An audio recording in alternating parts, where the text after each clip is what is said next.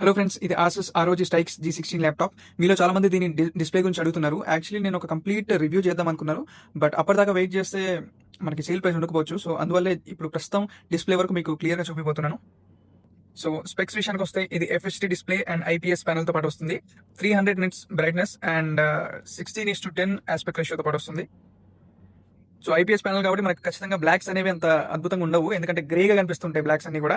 And apart from that మనకి IPS ప్యానల్లో ఎప్పుడు కూడా వ్యూయింగ్ యాంగిల్స్ చాలా బాగుంటాయి, అంటే కొంచెం సైడ్ నుంచి చూసినా కూడా మనకి బాగా క్లియర్గా కనిపిస్తాయి. సో ఒకసారి క్విక్లీ మనం ఒక HDR వీడియో చూద్దాం. ప్రస్తుతం ఇది మ్యాక్స్ బ్రైట్నెస్లో ఉందండి. ఇక్కడ కంపారిజన్ కోసం నేను నా ROG Flow X13 ల్యాప్టాప్ని పెట్టానండి పక్కన. సో మీరు చూడొచ్చు రెండింటి మధ్యలో ఉన్న డిఫరెన్స్ క్లియర్గా. ఒకసారి నేను లైట్ కూడా ఆఫ్ చేస్తాను. షార్ట్లో 1 మినిట్ కన్నా ఎక్కువ పెట్టలేము కాబట్టి నేను ఒక కంప్లీట్ రివ్యూ షేర్ చేస్తానండి వెరీ సూన్. సో నా రిక్వెస్ట్ ఏంటంటే please like, share and subscribe. Thank you.